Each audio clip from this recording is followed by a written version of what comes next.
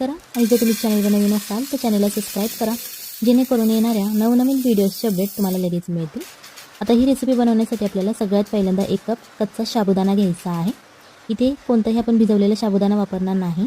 त्याच्यानंतर आपल्याला 3 हिरव्या मिरच्या घ्यायच्या आहेत। जर तुम्हाला जास्त तिखट आवडत असेल तर तुम्ही मिरचीचं प्रमाण वाढवलं तरीही चालेल। त्याच्यानंतर 1 छोटा कप आपल्याला शेंगदाणे घ्यायचे आहेत। हे मी कच्चे शेंगदाणे वापरलेले आहेत, भाजलेले शेंगदाणे नाहीत घेतले। सो अशा प्रकारे या सगळ्या कच्च्या वस्तू आपल्याला भाजून घ्यायच्या आहेत। जास्त वेळ लागत नाही भाजण्यासाठी, 3 ते 4 मिनिटे पुरेसे होतात हे भाजण्यासाठी। आपल्याला हे मीडियम आचेवरती भाजून घ्यायचं आहे। तुम्हाला दिसत असेल बघा, मिरची सुद्धा छान अशी आपली भाजलेली आहे। जेव्हा या मिरचीला असे डाग पडतात तेव्हा समजून जायचं की मिरची आपली भाजलेली आहे। सो हे आपण 3 ते 4 मिनिटासाठी मीडियम ते हाय फ्लेमवर तुम्ही भाजू शकता, फक्त जास्त करपून देऊ नका। जेव्हा आपले शेंगदाणे थोडेसे ब्राऊन होतील तेव्हा आपल्याला गॅस बंद करायचा आहे। आता अशा प्रकारे मिरच्यांना डाग सुद्धा पडलेले आहेत आणि शेंगदाणे सुद्धा भाजलेले आहेत। त्याच्यानंतर हे थोडंसं थंड करून घ्यायचं आहे, रूम टेम्परेचरला आपल्याला थंड करायचं आहे। त्याच्यानंतर यामधल्या आपण ज्या मिरच्या भाजून घेतलेल्या आहेत त्या आपल्याला एका बाउलमध्ये काढून घ्यायच्या आहेत। इथे जर तुम्ही लहान मुलांसाठी बनवत असाल तर मिरचीचं प्रमाण कमी ठेवा, जेणेकरून हे आवडीने खातील आणि त्यांना तिखटही लागणार नाही। इथे आपल्याला एक मिक्सरचं भांडं घ्यायचं आहे आणि जे आपण शेंगदाणे आणि साबुदाणा भाजून घेतला होता, थंड करून घेतला, त्याच्यानंतर आता हे आपल्याला मिक्सरच्या भांड्यामध्ये घालायचं आहे। जर तुमच्याकडे मिक्सरचं मोठं भांडं असेल तर तुम्ही सगळं एकदम बारीक करू शकता आणि जर छोटं भांडं असेल तर तुम्हाला थोडं थोडं करून ते बारीक करावं लागेल। अशा प्रकारे आता ही मी पावडर याची बनवून घेतलेली आहे। जर तुम्ही थोडंसं जाडसर बनवलं तरीही चालेल, काहीच प्रॉब्लेम नाही आहे। आता ही जी आपण पावडर तयार केलेली आहे ती एक आपल्याला बाउलमध्ये काढून घ्यायची आहे। ही रेसिपी करायला सोपी आहे, घरच्या साहित्यात होणारी आहे आणि नवरात्रीला उपवास असतात, खिचडी खाऊन आपल्याला कंटाळा आलेला असतो तेव्हा ही रेसिपी आपण बनवू शकतो। परत एकदम मिक्सरचं भांडं घ्यायचं आहे आणि इथे बटाटा घ्यायचा आहे, बारीक चिरून घेऊ शकता किंवा मोठा जाडसर असा चिरून घेतला तरीही चालेल। मगाशी ज्या आपण मिरच्या भाजून घेतल्या होत्या त्या मिरच्या आपल्याला घ्यायच्या आहेत आणि या मिक्सरच्या भांड्यामध्ये अशा प्रकारे तोडून घालायच्या आहेत। त्याच्यानंतर चवीप्रमाणे मीठ घालायचं आहे। इथे तुम्हाला बटाट्याच्या आणि मिरचीच्या चवीप्रमाणेच मीठ घालायचं आहे। त्याच्यानंतर इथे आपल्याला अर्धा चमचा जिरे घालायचे आहेत। जर जिरे तुमच्याकडे उपवासाला चालत नसतील तर तुम्ही इथे स्किप करू शकता, नाही घातले तरीही चालेल। यामध्ये थोडंसं पाणी घालायचं आहे, अर्धा कप तुम्ही पाणी घालू शकता आणि हे आपल्याला आता मिक्सरमध्ये बारीक करून घ्यायचं आहे। तुम्हाला दिसत असेल बघा, छान असं एकदम जाडसर असं आपलं बॅटर हे तयार झालेलं आहे। तुम्ही एकदम बारीक सुद्धा करू शकता किंवा थोडंसं असं जाडसर ठेवलं तरीही चालेल। आता जो आपण मगाशी पीठ घेतलं होतं साबुदाणा आणि शेंगदाण्याचं, त्यामध्ये अर्धा चमचा जिरे आणि अर्धा चमचा ओवा घालायचा आहे। जर तुमच्याकडे उपवासाला चालत असेल तर तुम्ही घालू शकता, नाहीतर नाही घातलं तरीही चालेल। अर्धा चमचा आपल्याला लाल तिखट घालायचं आहे। त्याच्यानंतर अर्धा चमचा रेड चिली फ्लेक्स घालायचे आहेत। इथे आपण जे लाल तिखट वापरत आहोत यामध्ये गरम मसाला नाही आहे, फक्त रेड चिली पावडर आहे। चवीप्रमाणे आपल्याला मीठ घालायचं आहे, जेणेकरून साबुदाणा आणि जी आपण शेंगदाण्याची पावडर केलेली आहे त्याची छान, याच्यानंतर आता हे छान असं मिक्स करून घ्यायचं आहे, एकजीव करायचं आहे। आता यामध्ये पाण्याचं प्रमाण तुम्हाला लक्षात ठेवायची गरज नाही आहे, जास्त काही अवघड रेसिपी नाही।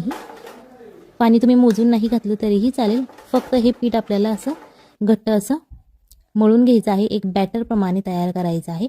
सो त्याच्यासाठी लागेल तेवढं तुम्हाला पाणी यामध्ये तुम्ही घालवू शकता आणि पाण्याची क्वांटिटी कमी जास्त होऊ शकते, तुमच्या साबुदाण्यावरती डिपेंड आहे। जर तुम्ही बारीक घेतला असेल तर पाणी कमी लागेल, जर तुम्ही जाडसर साबुदाणा घेतला असेल तर पाणी तुम्हाला जास्त लागेल। सो इथे पाण्याची क्वांटिटी लक्षात ठेवण्याची गरज नाही, फक्त अशा प्रकारे बॅटर तुम्हाला तयार करून घ्यायचं आहे। तुम्हाला दिसत असेल बघा, अशा प्रकारे मी थोडंसं घट्टसरच असं हे तयार करून घेतलेलं आहे। त्याच्यानंतर इथे आपल्याला थोडीशी कोथिंबीर घालायची आहे, बारीक चिरलेली। जर तुम्ही उपवासाला बनवत असाल आणि कोथिंबीर नसेल चालत तर तुम्ही ही सुद्धा स्किप करू शकता। आणि जर तुम्ही ही रेसिपी उपवासाला नसेल बनवत, असाच नाश्ता करण्यासाठी बनवत असाल तर तुम्ही यामध्ये कोथिंबीर घालू शकता, कारण कोथिंबीरची चव खूप छान लागते।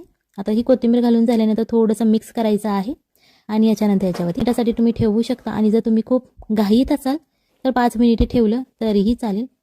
अशा प्रकारे आता जे आपण पाणी घातलेलं होतं हे या सगळ्या साबुदाण्याने शोषून घेतलेलं आहे। सो बॅटर हे एकदम कोरडं असं तयार झालेलं आहे। त्याच्यानंतर आपण जी मगाची पेस्ट तयार करून घेतली होती बटाटा आणि मिरचीची, ती पेस्ट आपल्याला याच्यामध्ये घालून घ्यायची आहे। यामध्ये कधी कधी तुमचा बटाटा जाडसर एकदम राहू शकतो किंवा बारीक सुद्धा होऊ शकतो, ते तुम्ही तुमच्या मिक्सरवरती डिपेंड आहे। सो तुम्ही जाडसर सुद्धा घेऊ शकता आणि एकदम बारीक अशी पेस्ट केली त्याची तरीही चालेल। सो अशा प्रकारे आता हे मिक्स करून झालेलं आहे। याच्यानंतर आपल्याला 1 वाटी दही घ्यायचं आहे तुमच्या घरात जे अवेलेबल आहे दही तुम्ही ते घेऊ शकता किंवा बाजारातून विकत आणलं तरीही चालेल.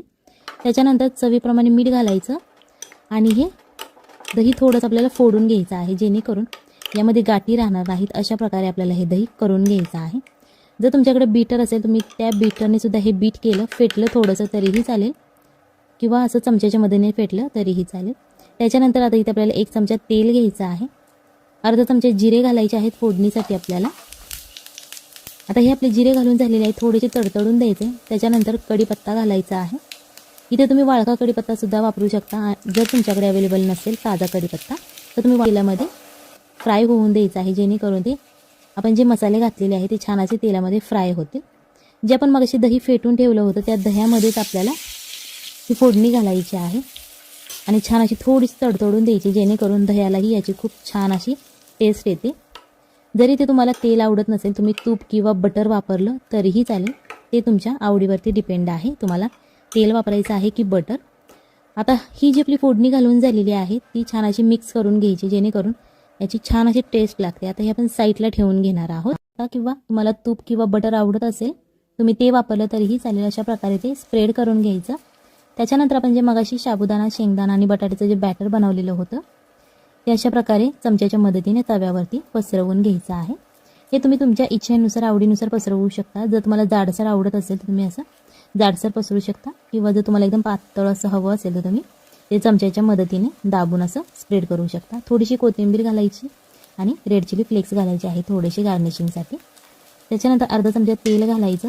हे तुम्ही झाकून ठेवून सुद्धा शिजवू शकता. जर तुमच्याकडे वेळ खूप कमी असेल तर तुम्ही हे झाकण याच्यावरती ठेवून ते शिजवू शकता. आता हे एका बाजूने क्रिस्पी असं फ्राय झालेलं आहे. सो अशा प्रकारे तुम्ही उलटण्याच्या मदतीने ते दाबून दाबून सुद्धा भाजू शकता, जेणेकरून खालची जी त्याची बाजू आहे ती छान अशी क्रिस्पी होईल. अशा प्रकारे हे भाजून घ्यायचं आहे. आता आपण हे पलटी केलेलं आहे आणि हे दुसऱ्या बाजूनेही आपल्याला थोडंसं तेल घालून क्रिस्पी असं फ्राय करून घ्यायचं आहे. जर तुम्हाला तेल आवडत नसेल तर तुम्ही लेस ऑइलसुद्धा बनवू शकता. नॉनस्टिकच्या पॅनवरती तुम्ही थोडंसं तेल टाकून ते बनवू शकता. फक्त थोडंसं मीडियम आचेवरती ते भाजा, जेणेकरून क्रिस्पी होईल. एकदम हाय फ्लेमवरती भाजू नका, नाही तर ते भाजलं जाणार नाही आणि क्रिस्पीसुद्धा होणार नाही, करपलं जाईल ते लगेच. सो अशा प्रकारे हे आपलं तुम्हाला दिसत असेल बघा, दोन्ही बाजूने छान असं क्रिस्पी झालेलं आहे. अशाच प्रकारे ही रेसिपी नक्की घरी ट्राय करा, आपल्या फॅमिलीला खाऊ घाला आणि मग मला कमेंटमध्ये सांगा कशी झाली होती. आता जे आपण मगाशी फोडणीचं दही तयार केलं होतं या दह्याबरोबर आज आपण हे साबुदाण्याचा पराठा खाणार आहोत. जर तुम्हाला दुसरा कोणता सॉस किंवा टोमॅटो सॉस चटणीबरोबर खायचं असेल तुम्ही त्याच्याबरोबर सुद्धा खाऊ शकता. फक्त हे दही एकदा नक्की घरी ट्राय करा, आपल्या फॅमिलीला खाऊ घाला आणि मग मला कमेंटमध्ये सांगा कशी झाली होती. ही तुम्ही रेसिपी उपवासाला बनवू शकता किंवा अशीच नाश्त्यासाठी बनवली तरीही चालेल. आता ही आज आपण दह्यात बुडवून खाणार आहोत. चॅनलवर